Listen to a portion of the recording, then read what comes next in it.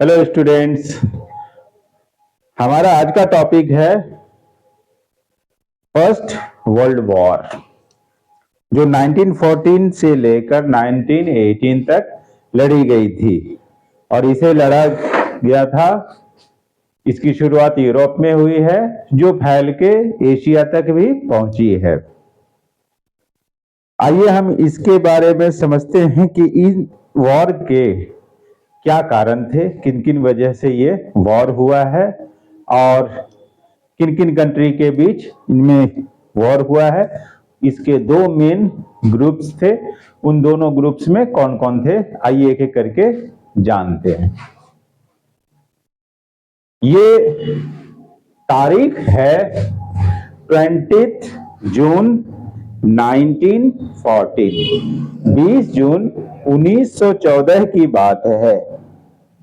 Austrian Hungary empire का Prince Ferdinand और उनकी वाइफ सोफी ये निकलते हैं सर्बिया के शहर के दौरे पे। एक्चुअली इस वक्त सर्बिया में यंग सर्बिया नाम से एक मिलिटेंट ग्रुप एक्टिव था, जो अपने लिए अलग एक यहां पर साउथ स्लेव देश चाह रहा था, तो उसके लिए ये उस तरह की रिवोल्यूशनरी एक्टिविटी में इन्वॉल्व थे और इनका निशाना ये प्रिंस था। जब वो सफर पे निकला है प्रिंस, तो इन्होंने उसके कार पे ग्रेनेड फेंका, लेकिन इसकी किस्मत अच्छी थी, वो ग्रेनेड बोनट से टकरा के गाड़ी से दूर जाके फटा, जिसकी वजह से कुछ लोग तो घायल हुए, लेकिन प्रिंस और उसकी मिसेज बच जाते हैं। अब ये यहां से निकलकर किसी तरह से हॉस्पिटल पहुंचना चाहते हैं, लेकिन रास्ते में ही उनको शूट कर दिया जाता है। और शूट करने वाला जो रिवोल्यूशनरीज है वो उसी यंग सर्बिया का ही मेंबर है और उसका नाम था गैब्रिएलो फिनशिप। 20 साल का मुश्किल से था, बाद में उस पर ट्रायल हुआ और उसे 20 इयर्स के लिए इम्प्रिजन में भेज दिया गया। और इस तरह से प्रिंस को वहां और उसकी मिसेज को मार दिया जाता है। और ये इंसिडेंट ट्रिगर का काम करता है वर्ल्ड वॉर के शुरुआत के लिए। लेकिन ये अकेला इंसिडेंट कैसे ट्रिगर का काम कर सकता है, इतना सा बात ज्यादा ज्यादा ये होता है इन दो कंट्री के बीच लड़ाई होती है, आपस में लड़ते, लेकिन बाकी सब तो इसकी शुरुआत तो बहुत पहले से ही हो रही थी। अब इस एरिया में, इस पूरे रीजन में इस तरह के टेंशन के बनने का क्या वजह है, उसके कई वजह हैं। एक तो नंबर 1 नेशनलिज्म। यहां पर पूरे एरिया में सबके सब एम्पायर्स हुआ करते थे, किंगडम्स हुआ करते थे, लेकिन इनमें से 3 ऐसे हैं जो कि जहां पे ये नहीं हुआ करता था, डेमोक्रेटिक फॉर्मेट पे चलता था, जैसे फ्रांस, स्विट्जरलैंड और सैन मैरिनो।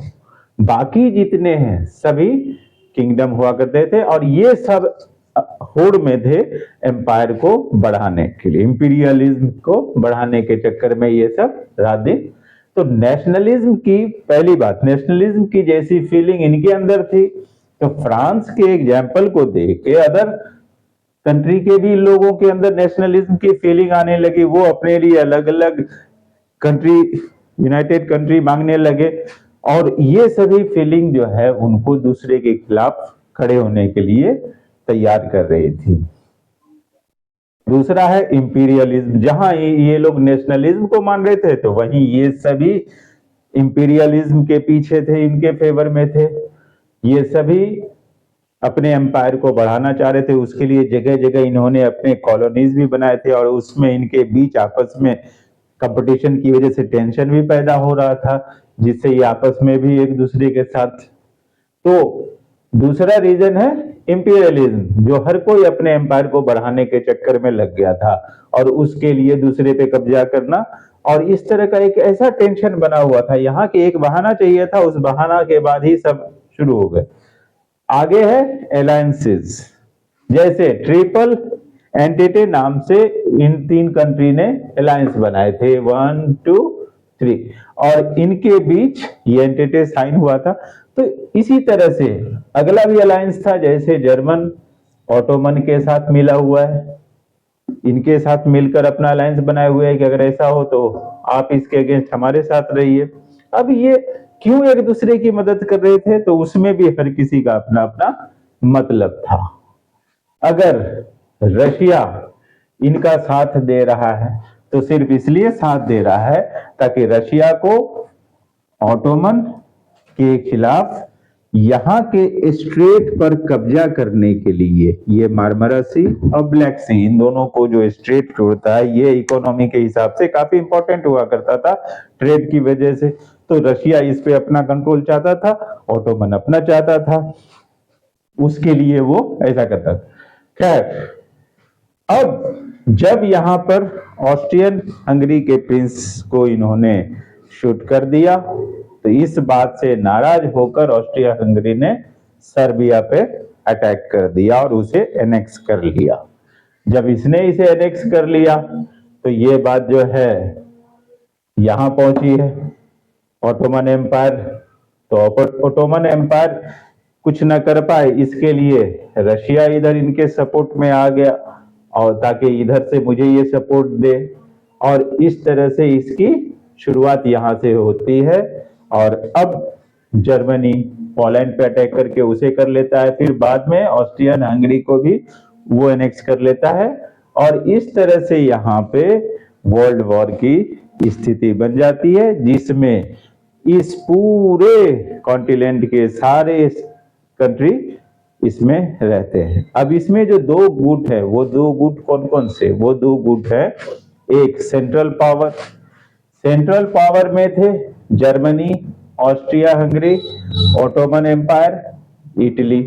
लेकिन इसका ये शर्त था कि मैं तब साथ हूं जब मुझ पर भी कोई अटैक करे, अगर मुझ पर कोई अटैक नहीं करता है तो मैं वहां वॉर में पार्टिसिपेंट नहीं करूंगा। लेकिन इसके ऊपर किसी ने किया नहीं, तो ये खामोशी से बैठा रहा। उस समय जापान इस ग्रुप में था, एलाइड फोर्स में। इस तरफ कौन थे? फ्रांस, रशिया, ब्रिटेन, जापान, ये इस ग्रुप में हुआ करते थे। ये सभी मेन कंट्री है। इसके अलावा जो छोटी छोटी कंट्रियां हैं वो सब भी इन सब ग्रुप के साथ बटे हुए थे, और इस तरह से ये वॉर शुरू होता है, और इस वॉर ने मिलियंस ऑफ पीपल की जान को लिया है। 1914 में इसकी शुरुआत होती है, 1918 तक ये वॉर होता रहता है। इस समय तक लोगों ने बहुत सारे मॉडर्न वेपन्स भी बना लिए थे, उसकी भी होड़ लग जाती है, हथियार दिखाने की, हथियार का इस्तेमाल करने की।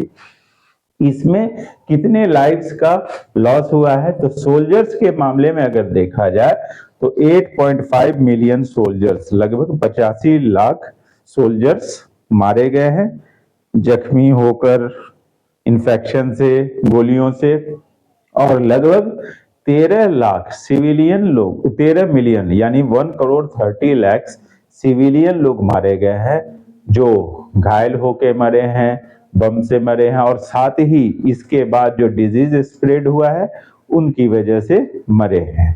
ये है हमारा वर्ल्ड वॉर फर्स्ट, जिसकी शुरुआत सर्बिया में हुए प्रिंस के किलिंग से होती है, और हार होती है जर्मनी के, खत्म होता है जर्मनी के हार से। और उसके बाद ट्रीटी ऑफ वर्सलिस साइन करता है जर्मनी, जिसमें उसे एक बहुत बड़ी रकम कंपनसेशन के तौर पे इन कंट्रीज को देना होता है। साथ ही उसके एक बहुत बड़े हिस्से को, कुछ को फ्रांस ले लेता है, कुछ को दूसरे कंट्री ले लेते हैं, और इस तरह से इसको काफी लॉस झेलना पड़ता है। और उस वक्त जो इसके ऊपर लगाया गया था पेनल्टी, उसके पैसे 2017 में जाके इसने पूरे किए हैं पेमेंट लास्ट। इतना बड़ा अमाउंट इसके ऊपर कंपनसेशन का चार्ज किया गया था। दूसरा, इस वॉर के बाद क्योंकि ऑटोमन भी सपोर्ट कर रहा था तो उसके अगेंस्ट भी हुआ, इस वॉर के बाद ओटोमन एम्पायर बुरी तरह से टूटकर बिखर गया। जितने भी थे उस वक्त, आज का जो अरेबियन कंट्रीज है, इन सब को आजाद कराया गया, उससे हटाया गया और 100 साल के लिए, 100 इयर्स के लिए इसे एक ट्रीटी को साइन करना पड़ा है कि वो इन सब कंट्री पे दोबारा अपना कोई किसी तरह का ये एम्पायर नहीं खड़ा करने की कोशिश करेगा। तो ये है वर्ल्ड वॉर और उसके रिजल्ट और उनके रीजंस। फिर से एक बार कहते हैं, वर्ल्ड वॉर की शुरुआत होती है ऑस्ट्रियन हंगरी प्रिंस के मर्डर के साथ, जिसे करता है गैब्रिएलो फ्रिंडशिप नाम का एक यंग बोस्निया गुट से जो मेंबर है उसने, और उसके बाद ये ऑस्ट्रियन हंगरी ने बोस्निया पे कब्जा कर लिया और फिर सर्बिया पे कब्जा कर लिया और फिर यहां से इसकी शुरुआत होती है।